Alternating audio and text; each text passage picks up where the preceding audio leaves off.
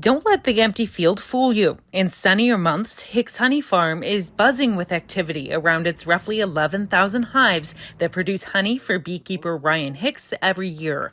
However, there's been some difficulties, and this past season was their worst harvest on record.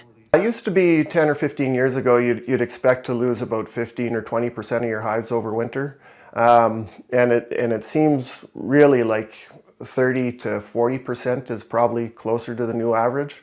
He says beekeeping and honey production are tricky enough as it is, with very slim margins, and a trade war would only make it worse. The fear is that with the retaliatory tariffs, Canada would place a tariff on live queen bees that we basically, if we want to get an early enough start requeening and making splits in Canada, we've got to buy these queens from California.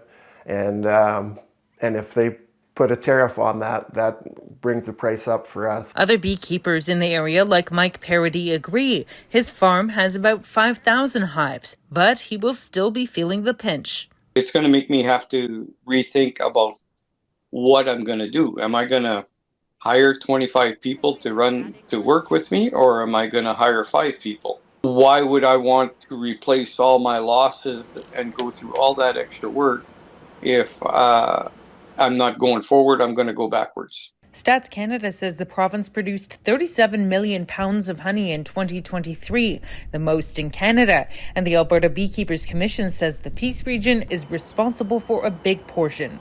Where the damage would be is if the tariffs came in, it could create a drop in price of up to 50 cents a pound, which would be significant.